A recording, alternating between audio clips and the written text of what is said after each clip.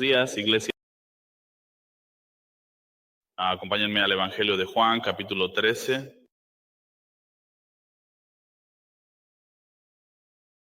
Y antes de comenzar, les pediría que oren por los hombres que estarán yendo al retiro.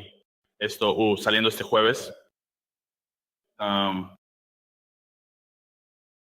Oren específicamente para que los hombres sean transformados. Obviamente, más semejantes a Cristo. Hay muchos, quiero decir, temas que vamos a estar abordando, pero todos están rodeados, centrados en la persona y obra de Cristo. Este es nuestro deseo, este es nuestro objetivo, ser semejantes a Cristo, amar y honrar a nuestro Rey. Y así, mientras vamos al retiro, oren si es alguien relacionado con ustedes, oren por su esposo, oren por su hermano. Tío, quiero decir, hay algunas otras relaciones aquí, pero en general oren también por los hombres que estarán enseñando. Y lo sé, Luis mencionó que tenemos supongo que los llamarías los oradores principales, el pastor Brad y Carl, pero yo también estoy enseñando. Luis está enseñando y algunos de los líderes laicos aquí están enseñando, y estoy seguro de que incluso pensar en enseñar en un retiro probablemente sea estresante, así que oren por ellos. Esta es la primera vez que realmente enseñan. Un método expositivo, sermón. Así que esos hombres saben quiénes son, así que no los mencionaré. Pero oren por todos nosotros para que el Señor nos dé las palabras para hablar a los hombres en nuestra comunidad. Que regresemos renovados, pero también con un fervor, una pasión que tal vez no estaba allí antes. Así que voy a leer esta porción de las Escrituras. En el Evangelio de Juan, capítulo 13, estaremos en los versículos 12 hasta 20. Permítanme leer esta porción de las Escrituras y luego comenzaremos. Esta es la palabra inerrante e inspirada de Dios, una palabra infalible. Versículo 12. Así que cuando les hubo lavado los pies, tomó sus vestiduras y se reclinó de nuevo a la mesa, les dijo: ¿Sabéis lo que os he hecho? Vosotros me llamáis maestro y señor. Tenéis razón, porque así soy yo. Si yo, el Señor y el Maestro, os he lavado los pies, también vosotros debéis lavaros los pies unos a otros, porque os he dado un ejemplo, para que también vosotros hagáis como yo os he hecho. En verdad os digo, un siervo no es mayor que su Señor, ni un enviado es mayor que el que lo envió. Si sabéis estas cosas, seréis bienaventurados si las hacéis. No hablo de todos vosotros. Sé que los que he elegido, pero es para que se cumpla la Escritura: el que come mi pan levanta su talón contra mí. Desde ahora os lo digo antes de que suceda, para que cuando ocurra o cuando suceda, creáis que yo soy Él. De cierto os digo, el que recibe a quien yo envíe, me recibe a mí, y el que me recibe a mí, recibe al que me envió. Ora conmigo. Padre, esta mañana, mientras nos reunimos para adorarte, te pido que nos ayudes a dejar de lado todas las preocupaciones de la vida y que todo se desvanezca, que nuestra atención se dirija solo a tu palabra y a la obra de tu Espíritu entre nosotros. Este es deseo, pero deseamos ver a Jesús, deseamos entender su palabra, deseamos aplicar esta palabra. Así que fortalécenos con ese mismo espíritu, lo pedimos. En el nombre de Cristo, amén. Hace un par de semanas comencé a enseñar sobre estas palabras abiertas o lo que llamamos las últimas palabras de Cristo Jesús a sus discípulos. El título del mensaje de hace 2 semanas es el mismo que hoy, es solo la tercera parte, es amar a los suyos. ¿Por qué lo llamo así? Sabemos, esto está al principio de esta porción de las Escrituras, este pasaje en particular, pero estos son los capítulos de despedida de Jesús, desde los capítulos 13 al 17. Comienza a dar estas lecciones. Yo las llamaría lecciones de preparación. ¿Y para qué está preparando a estos discípulos? Me hice esta pregunta mientras recorría todo el capítulo, incluso llegué al capítulo 14. Muchas cosas son importantes de entender, pero una de las principales es entender lo que está a punto de sucederle a Cristo, ¿verdad? Es solo al día siguiente.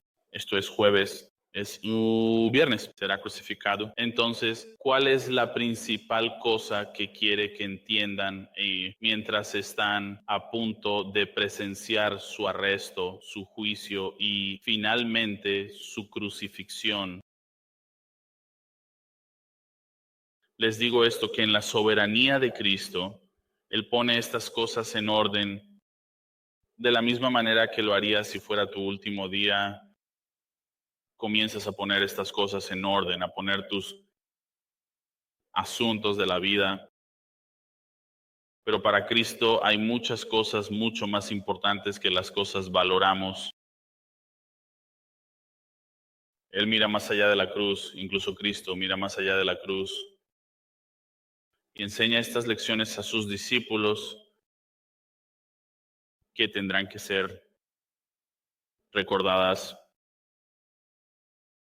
No entienden completamente lo que está sucediendo, pero estas cosas serán recordadas por ellos después de la cruz. Y estas lecciones caen en el mayor entendimiento en Hechos, capítulo 2. Cuando ves que el Espíritu les es dado, ¿verdad? Así que el Espíritu que mora en ellos lo reciben y entonces entienden las palabras que Jesús dijo, las recuerdan, pero ahora entienden cuál es su aplicación y avanzan. Vemos esto, vemos cómo la iglesia nace en Hechos 2 y vemos lo que la iglesia comienza a hacer inmediatamente. Y argumentaría esto, que uno de los mayores atributos de la iglesia primitiva fue lo que él estaba enseñando aquí en humildad, en servicio mutuo.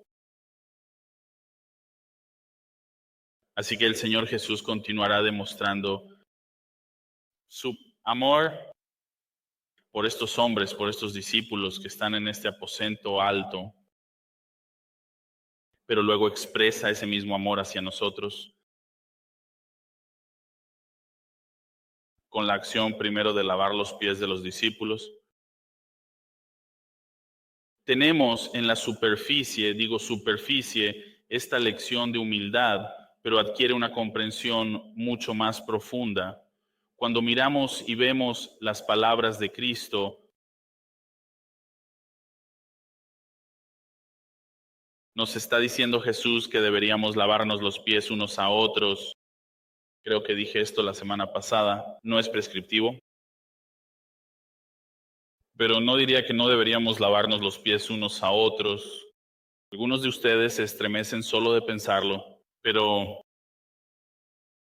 creo que no puede ser menos que eso. Pero es más que lavar los pies, lo sabemos. Tiene que ser la vida cristiana. La vida cristiana es más que solo una lección. Entendemos esto, pero no es menos que este mensaje en particular, que esta lección en sí misma. Lavar los pies es, podríamos decir, está cerca del fondo, ¿verdad? Está cerca del fondo de decir de humildad, pero Cristo, entendemos, lo llevará más allá. ¿no? Es así, despreció la vergüenza de la cruz, pero sin embargo se sometió a ello. Él descenderá hasta lo más lejos que se puede llegar, que es la muerte, para humillarse. Aquí en nuestro pasaje les hace una pregunta. Miren el versículo 12. En la segunda mitad del versículo 12 les hace esta pregunta. Él dice, ¿saben lo que les he hecho? ¿Saben lo que les he hecho? Y me encanta porque lo más sabio es quedarse callados. Dejen que el Señor hable. Creo que si estuviera cerca de Jesús, no diría una palabra. Simplemente dejaría que Él hablara. Así que se quedan callados. Y de Él comienza a expandir la lección. Él abre esta lección. Es solo esto. Es solo lavado de pies. Es solo una simple idea de decir, podría decirles esta mañana, sean humildes, iglesia, y luego cerrar esta Biblia y luego terminar el servicio temprano. No, no puede ser tan fácil. No lo es porque el orgullo todavía existe, ¿verdad? No sé si el orgullo solo vive contigo porque el orgullo también está en mi casa. Así que vamos a profundizar. Quiero tomar solo, esta va a ser la idea más simple de lo que, porque quiero que entiendan, la claridad es clave, ¿verdad? Así que solo hay dos puntos, es el amor de un maestro y el amor de la obediencia. El amor de un maestro y el amor de la obediencia, ¿sabes? Lo he tomado del texto. Lo ves en el versículo 13, donde Cristo mismo se llama a sí mismo un maestro. Esto todavía está dentro de los ámbitos de amar a los suyos. ¿Y cómo está Cristo? Amando a los suyos. Voy a hablar sobre eso. Pero él entra en este pasaje y déjame leer el versículo 13 y piensa por un momento como cuál es la claridad y pide comprensión del Señor. Y esto es lo que dice, versículo 13, me llamáis maestro y Señor y tenéis razón, porque lo soy. Así es como comienza a expandirse. Recuerda de nuevo, el tema se encuentra en la segunda mitad del versículo 1.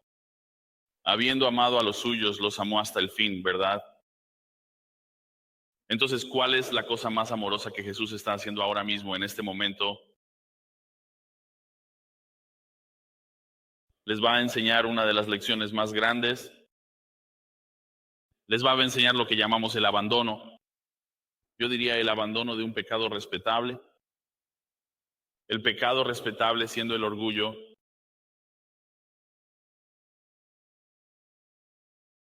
Este país prospera con el orgullo. Ve el orgullo como una virtud. Y Jesús aplastará esta idea. Esta es la gloria de conocer a Cristo de una manera salvadora. Darse cuenta de cuán grande es su amor por aquellos que le pertenecen. Verás, Jesús había ido por todas partes, en cada región. ¿Qué estaba haciendo? Enseñando y predicando. Pero esta enseñanza aquí es diferente, ¿verdad?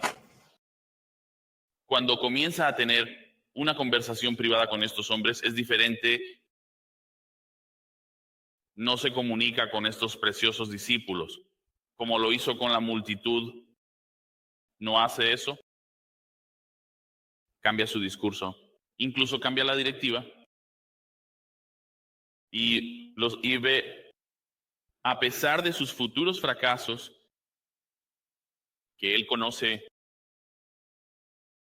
y a pesar de su gran indignidad, los amó.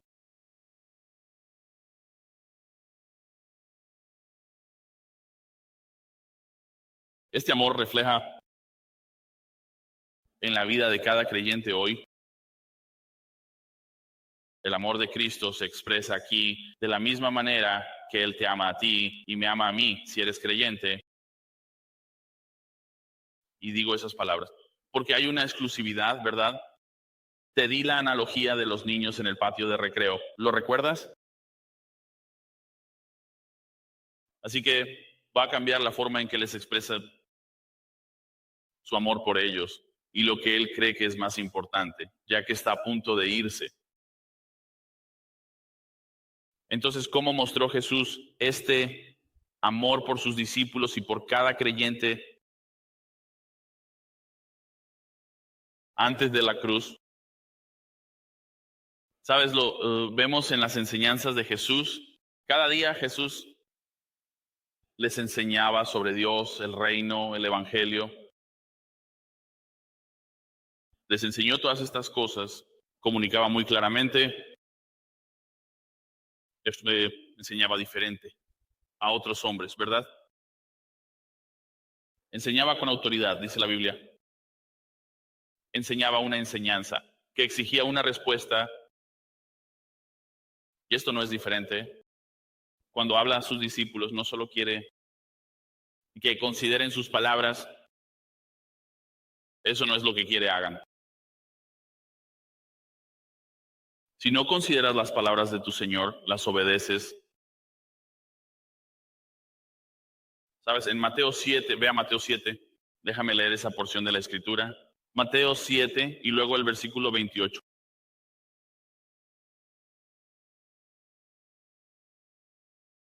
Mira lo que dice sobre su cena enseñanza. Dice, versículo 28. Cuando Jesús terminó estas palabras, las multitudes se asombraron de su enseñanza, porque les enseñaba como quien tiene autoridad y no como sus escribas. Déjame decirte, los escribas y los fariseos, la manera en que se acercaban enseñando al pueblo es que daban ellos estas ideas de esto es una enseñanza moral. Esto es lo que esto es un estándar. Pero entiendo las luchas de la gente, cosas así, como la gente habla así, ¿verdad? Y ellos harían concesiones para el fracaso. Dentro de esa misma enseñanza, ¿sabes por qué? Por la hipocresía de esos hombres. Es como si alguien viniera a ti y te dijera, es la viga en tu ojo y la paja en el ojo del hermano, y diciendo, voy a ir y corregirte por algo con lo que yo lucho. Y los escribas y fariseos por eso carecían de autoridad, porque hablaban de cosas que para ellos necesitaban hacer concesiones, necesitaban hacer excusas. No, así con Jesús, ¿verdad? El pecado, el Hijo de Dios, Él les hablaba y decía esto es la verdad. Él se sienta, regresa al Evangelio de Juan 13, Él se sienta con sus discípulos y ese discurso es claro y está acompañado de un profundo amor por ellos, pero no obstante, aún era necesario que respondieras a esto. Nadie había pensado como él. Incluso lo vemos en Juan 11:28. ¿Sabes? María habla sobre Jesús. Él va, el maestro, está viniendo. Él está llegando. Podrías ir allí y verlo. Pero en el capítulo 11, versículo 28, así es como lo llamaban. Dice, tú te fuiste y llamaste a María y a su hermana diciendo, en secreto, el maestro está aquí y te está llamando. Lo veían como esto. Esto es el equivalente a un rabino, ¿verdad? Aunque aquí en nuestro pasaje él no lo hace. Juan no está usando la palabra rabino. ¿Por qué es eso importante? Él usa una palabra griega, didicalos, de donde obtenemos la palabra cuando obtenemos la palabra para, y didáctico, ya sabes, didáctico, ¿verdad? Él da esta definición de lo que Jesús está haciendo en el momento. Esta enseñanza didáctica, esto. Esta enseñanza que está destinada a entender y a reaccionar. Así que les dice de nuevo, enseñando didácticamente, a modo de recordatorios, diciendo, este es el papel que tengo en sus vidas. ¿Qué papel tengo? ¿Me llaman maestro?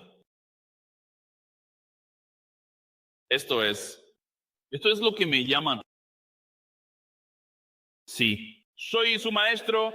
Sí, lo soy, porque él dice en el siguiente versículo, en el versículo 14, pero ustedes me llaman así. Me han dado esas partes de sus vidas. Soy su maestro. Y se podría decir que él era el maestro. No tenían múltiples maestros, tenían un maestro que era Cristo. Él dice, ustedes saben, tienen razón. No lo deja ahí, ¿verdad? Les dice, este es el papel que llevo. No es solo un maestro, ¿correcto? Si fuera solo un maestro, entonces podrías alejarte y decir, sabes, podría tomar esto en serio o podría no hacerlo. No, él lo lleva más allá. Él dice, ustedes me llaman maestro y señor. Piensen en el peso que eso lleva. Ahora, su autoridad no es meramente como instructor. No es como si él fuera solo alguien como hoy de lo que hablan sobre Jesús. Dicen que Jesús es solo un increíble maestro moral y lo dejan ahí. Eso es todo lo que es. Él enseñó moralidad, enseñó amor y lo que sea que el mundo diga sobre él no importa.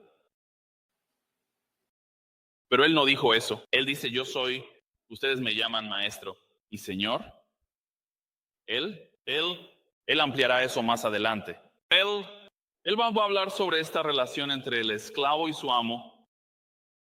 De nuevo, no es como si el maestro pudiera simplemente... Un maestro solo lleva el peso de instruirte, pero el Señor que acaba de enseñarte algo, no tienes la opción de decir, no haré eso. Él le está diciendo esto. Esto es quien soy. Soy el Señor de tu vida. ¿Recuerdas? Todo esto está dentro del marco y la comprensión general de que amó a los suyos. No es este señorío sobre... No es como si él dijera, vas a hacer lo que te digo. Hay amor en esta instrucción. En él está diciendo, mira, esta es la relación que tengo contigo. Así que él explica esto. Mira el versículo 14.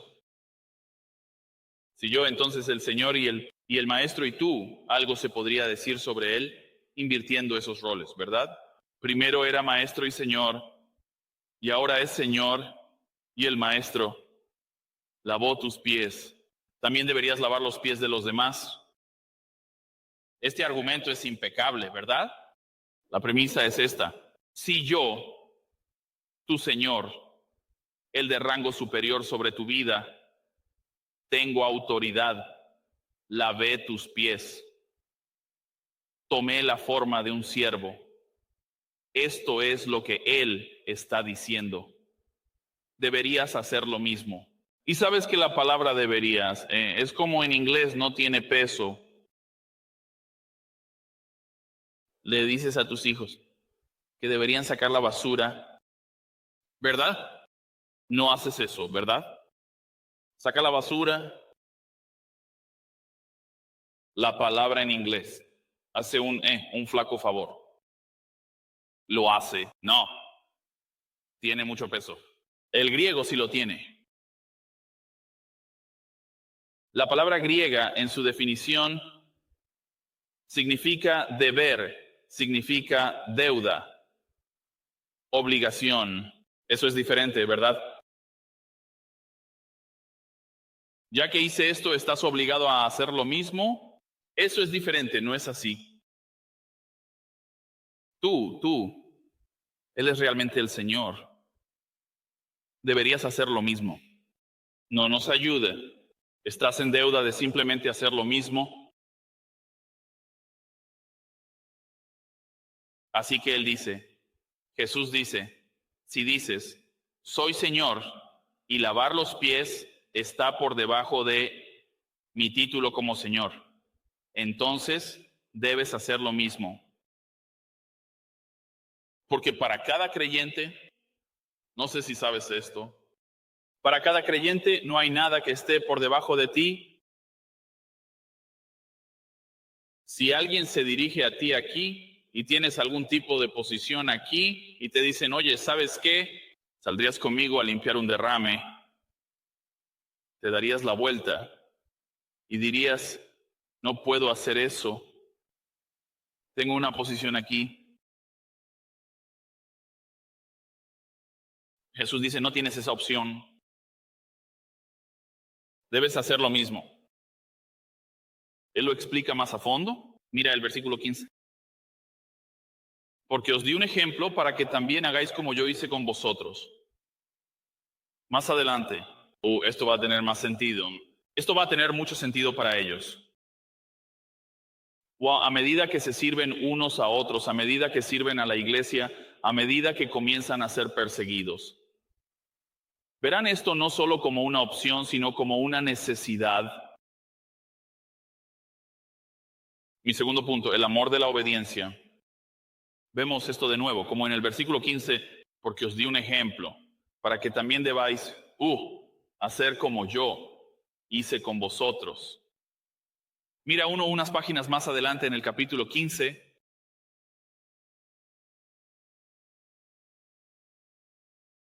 En el versículo 8 dice esto, mi Padre es glorificado por esto. Creo que si te detienes, yo quiero que pienses en esto antes de que lea el resto. Sí, si alguna vez te haces la pregunta sobre tu vida, dices, bueno, ¿qué en mi vida, qué debería ser yo mi directriz en la vida?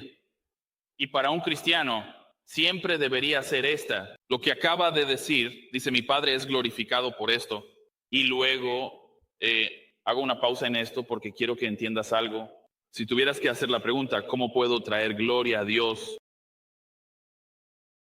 Y está a punto de decirnos, entonces, ¿por qué no es eso lo principal sobre todo lo que somos y todo lo que hacemos? Mira lo que dice. La gloria de mi Padre esté con ustedes para que den mucho fruto y así demuestren ser mis discípulos. Si pudiéramos señalar, escuchen señalar, el primer fruto, quiero decir, de la fe salvadora, ¿qué crees que sería? Quiero decir, mis pensamientos iniciales son, yo argumentaría que es el amor. Y te digo por qué, porque en Deuteronomio 6, versículo 5 dice, amarás al Señor tu Dios con todo tu corazón, alma y fuerza. Y luego, incluso Jesús, más adelante elabora y añade. Quiero decir, incluso añade o incluso explica y añade mente, ¿verdad? Creo que está en Mateo 22. Y el amor es, creo, es el fruto inaugural del Espíritu que habita en nosotros. Porque viviste toda tu vida odiando a Dios. Y esa es una palabra fuerte. Podrías decir, yo no odio a Dios. Bueno, lo hiciste. Si estabas en desobediencia hacia Él, si pecaste y viviste una vida de pecado constantemente, expresas desprecio por Dios.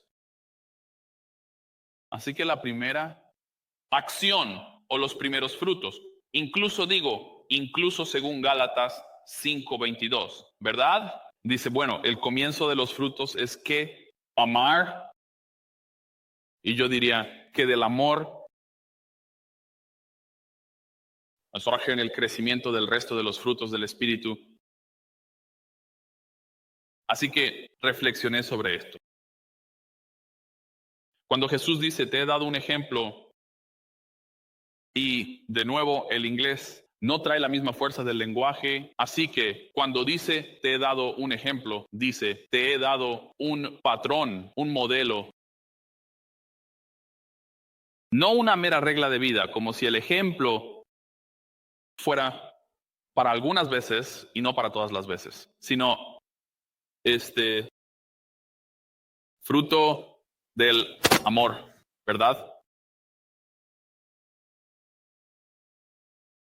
Él está diciendo que esta relación que tenemos con Él,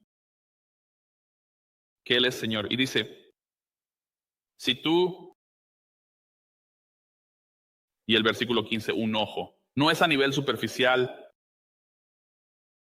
una regla moral, sino es una comprensión cosmológica de que, it's like, Dusty Universe está diciendo, este es el patrón, no te lo deja para que lo descubras por ti mismo. Porque el origen de este patrón sostiene el mayor de los pesos, ¿verdad? El patrón siendo cristiano. Así que, si ese es el peso, si ese es el patrón, y Él dice, debes hacer lo que Él ha hecho porque Él es Señor, y confiesas que lo amas. El mayor de los dos mandamientos, Jesús, ¿cuál es? Ama al Señor Dios y al prójimo. Lo que es el primero produce el segundo. Amas a Dios, así que lavarás los pies de tu prójimo.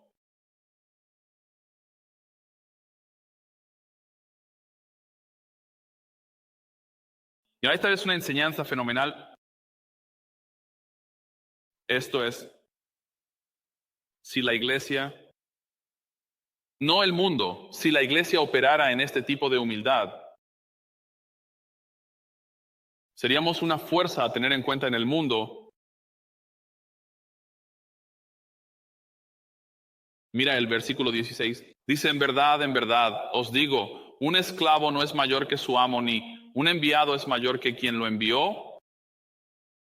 Él tiene esta declaración. ¿Recuerdan la declaración de en verdad? ¿Recuerdan lo que significa en verdad? Iglesia, eso es lo que está diciendo. Escuchen, porque estoy a punto de darles una verdad fundamental. Y esto es una continuación del versículo 14, pero con mayor significado porque comienza a usar la analogía del esclavo y el amo. Esta relación que tenemos ha sido comprado a un alto costo, dice, ¿verdad? Así que glorifica a tu Dios en este cuerpo. Esto es lo que está diciendo. El esclavo no es mayor que su amo. No, no lo es. Luego añade algo más, o el que es enviado. ¿Por qué dice eso? ¿Por qué dice enviado? ¿Por qué introduce esto ahora? Te voy a decir, porque pronto Jesús enviará a estos hombres. ¿No es así? Mateo 28 años. Por tanto, id por todo el mundo, hashi, y haced discípulos. Seréis enviados, hombres. Eventualmente seréis enviados. En términos del capítulo 15 nuevamente de Juan, y mira el versículo 20, él dice, recordad la palabra que os dije, un esclavo no es mayor que su maestro. Si me persiguieron a mí, os perseguirán a vosotros.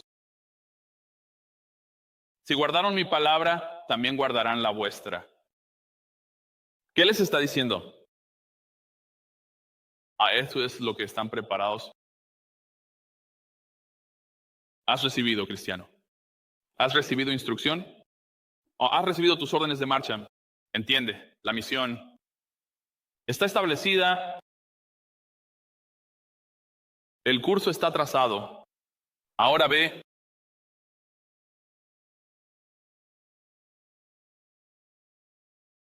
Porque el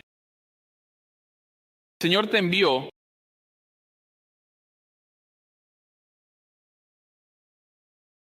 pero nos da esta promesa asombrosa. Mira el versículo 17. Si sabéis estas cosas, bienaventurados seréis si las hacéis. De nuevo, esas preguntas que la gente hace, como ¿cómo puedo ser bendecido? Pastor, ¿cómo ser bendecido? haz lo correcto. Camina en obediencia a tu Señor. ¿Quieres ser bendecido? ¿Quieres ver las bendiciones de Dios en tu vida?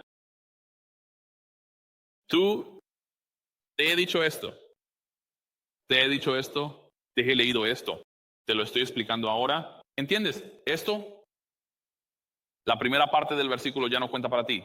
¿Sabes lo que esto significa? Vas a hacer la segunda parte. ¿Cuándo las harás? Dice, ¿verdad?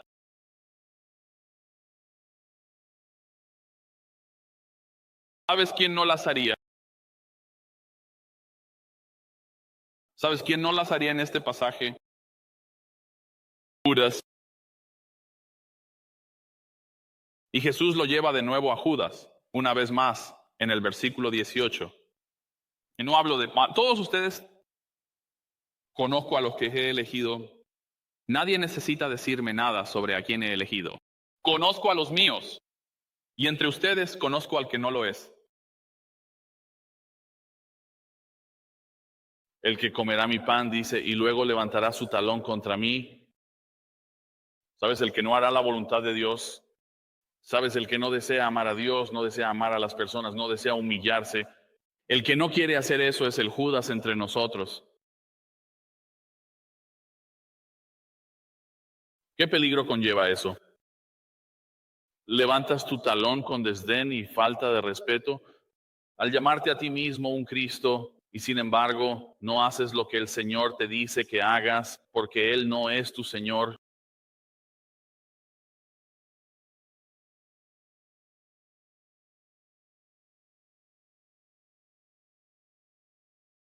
No está viviendo una vida para Él.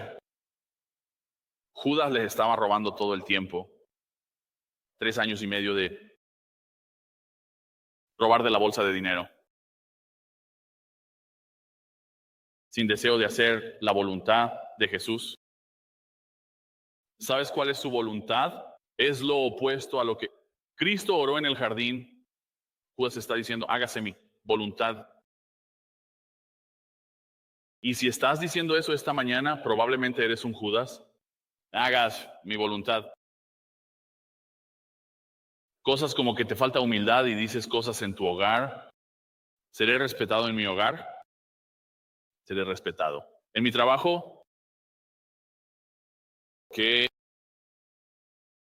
no eres una persona respetable. ¿Por qué a alguien le importaría lo que piensas si solo te importas a ti mismo?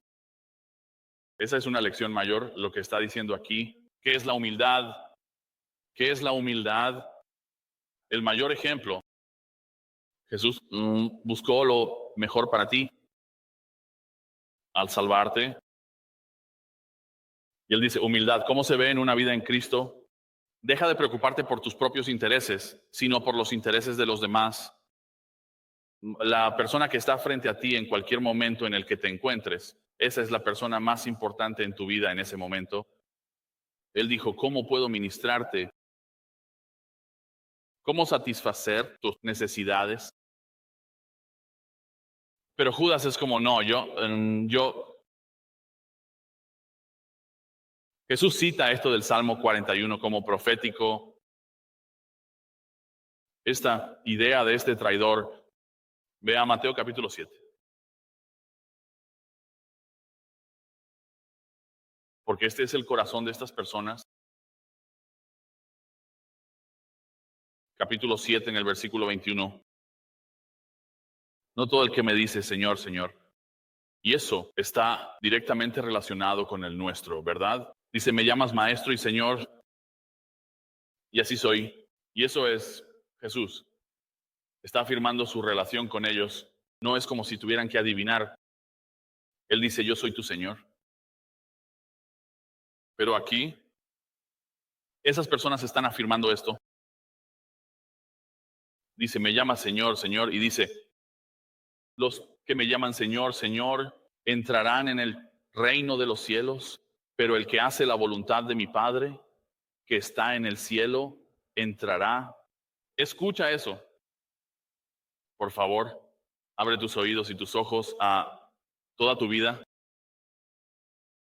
No el que dice, Señor, Señor, entrará en el cielo, sino el que hace la voluntad de mi Padre, el que tiene el Espíritu de Dios habitando en él, porque Él los ha salvado, porque entregaron su vida a Él, que tienen un deseo por Dios y de hacer su voluntad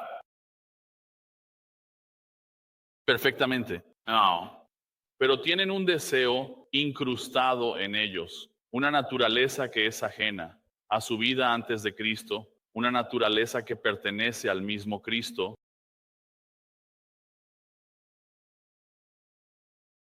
Verso 22, muchos me dirán en aquel día, Señor, Señor, no. ¿Profetizamos en tu nombre? ¿No predicamos?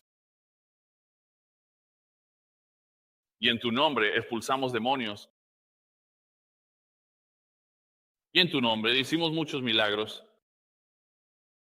Sabes que esas tres cosas, ¿verdad? Mentiras. No hiciste de esas cosas.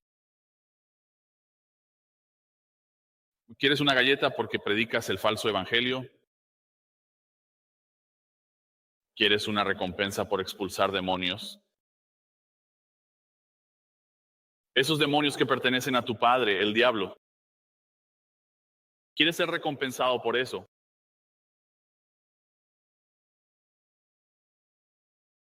Verso 23. Y entonces les declararé, Jesús les declarará, nunca os conocí, no te conocí salvadoramente, no te conocí. Apartaos de mí, vosotros que practicáis la iniquidad. Toda tu vida está llena de una esclavitud al pecado. Aléjate de mí. ¿Intentas reclamar esto? ¿Estás tratando de afirmar que soy el Señor? Incluso al afirmar eres un mentiroso, pecas. Todo nuestro pasaje está llamando nuestra atención a esta misma cosa. La gente tiene un autoengaño tan arraigado en la iglesia. Piensan que porque van a la iglesia son un Cristo, ¿verdad?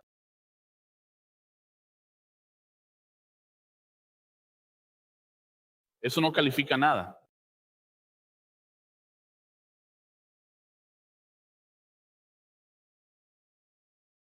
No tienen idea de su problema. ¿Sabes cuál es su problema? Su otro problema,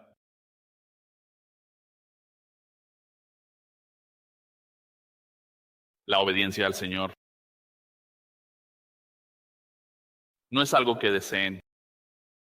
Su patrón de vida muestra una falta de verdadero arrepentimiento y al hacerlo muestran una falta de amor por Dios que no existe. Lo contrario pasaría.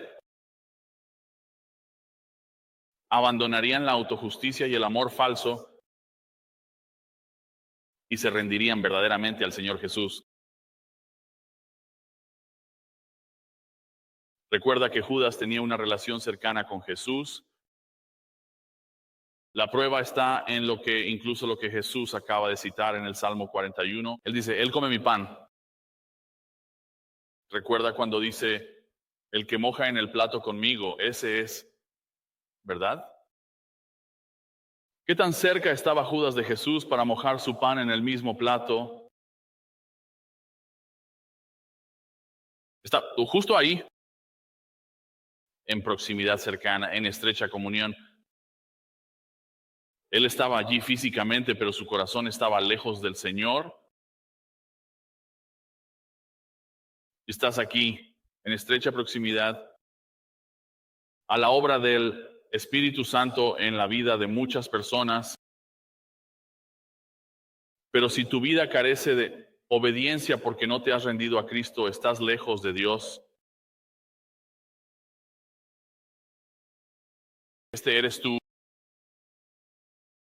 Este es un momento de gracia que Dios te está expresando.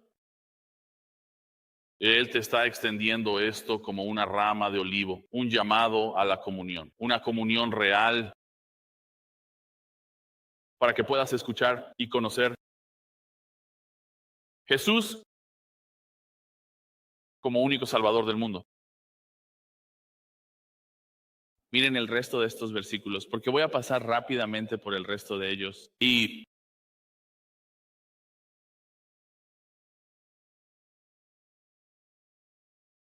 desde ahora les estoy diciendo antes de que suceda, para que cuando ocurra puedan creer que yo soy Él. Verán, Jesús comienza a predecir muchas cosas. En el siguiente pasaje veremos que Él predice oficialmente la traición de Judas, predice su propia muerte. Y comienza a decirles esto a sus discípulos. Y les dice, van a mirar atrás a estas cosas. Dije, antes, van a traer esto a la memoria. Y dice, incluso el dismal que hizo Judas explica, fortalecerá su fe. Eso dice mucho sobre cómo vemos las pruebas y cómo vemos el sufrimiento en la vida. No sé si ahora miras atrás y piensas, todas las cosas por las que he pasado en el pasado sirvieron a un propósito mayor, que Dios usó esa cosa. Él usó eso para acercar para la dependencia de Él, una mayor dependencia de Él, para que no me mirara a mí mismo. Como ese diagnóstico que parece una sentencia de muerte, ¿no te acercó eso a Él? Para algunos de ustedes diría, querría ese sentimiento sin el diagnóstico, porque amaba donde estaba en ese momento. Me encantaba que me aferrara a Dios. Y estos hombres tendrán que recordar esto y aferrarse a la promesa, incluso en medio de la traición. Y eso va a fortalecer su fe, porque Dios es soberano sobre todas estas cosas. Esta es una forma de cuidado amoroso para ellos. Esto es nuevamente el versículo 1. Amándolos, los amó hasta el fin. Incluso en medio de todas estas cosas que estaban sucediendo, la traición, todos se dispersaron. Mataron a su pastor y las ovejas, se dispersaron. Él dice, pero recordarán, incluso esto fortalecerá su fe, porque este es el amor de Cristo. Él comienza a hablarles con franqueza, y al leer esto, debería fortalecer tu fe para entender precisamente eso, que no hay nada en tu vida que haya sucedido por accidente. No hay casualidad.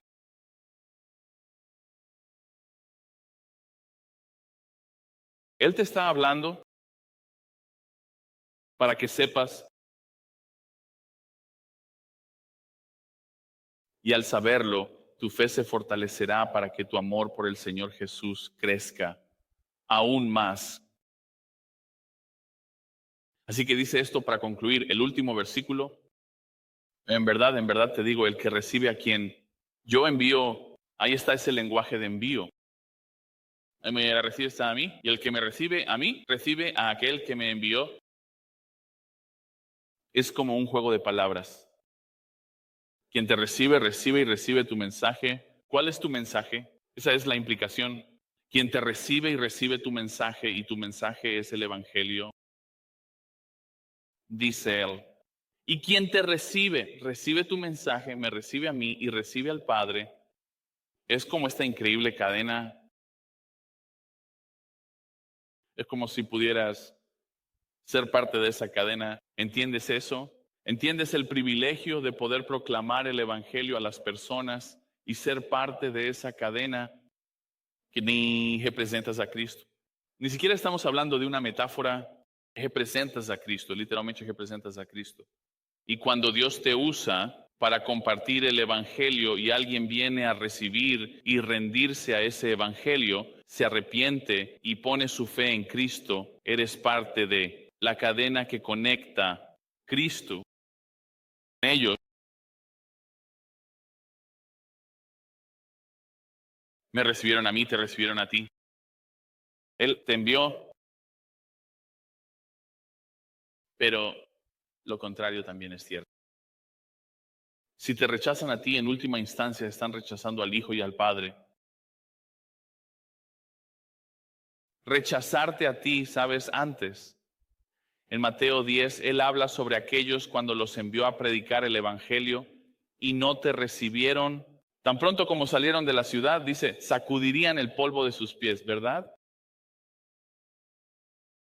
Porque su sangre, la idea es que su sangre esté sobre su cabeza. Porque como dice Pablo, no he dejado de proclamarles el Evangelio. Y eso es una forma de humildad. Conozco la ansiedad de muchos de ustedes al predicar el Evangelio. Es como, hombre, no me veo haciendo eso. Pero si miras este pasaje y dices, esto es si me veo, si te ves a ti mismo como alguien que es enviado, y si afirmas que Cristo es tu Maestro y tu Señor, entonces realmente no tienes la opción de no hacer lo que Él dice.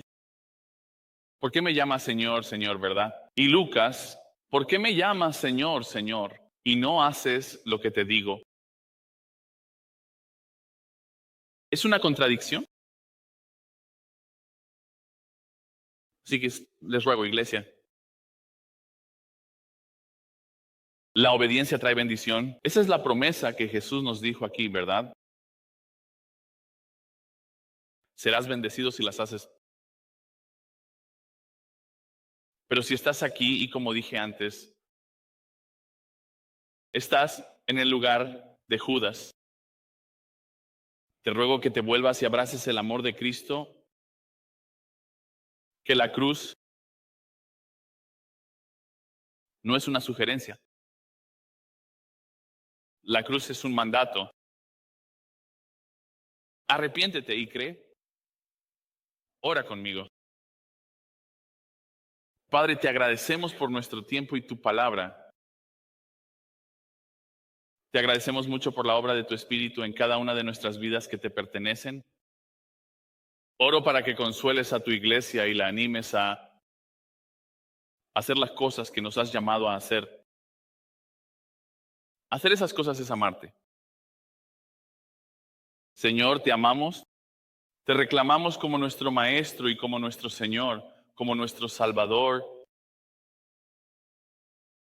No hay otra persona más importante que tú en nuestras vidas. Así que, Señor, haznos más como tu Hijo. Padre, transfórmanos para que traigas más gloria a ti mismo. Y concede a aquellos aquí que carecen de arrepentimiento y entrega. Te pido que los ayudes, Señor, a llegar completamente. Que vean su necesidad de Cristo, porque la paga del pecado es muerte. Un día enfrentaremos la muerte. Señor, así que ayúdalos, Señor, a rendirse a Cristo, a experimentar la bendición que está más allá de lo que podrían entender incluso ahora. En el nombre de Cristo, amén.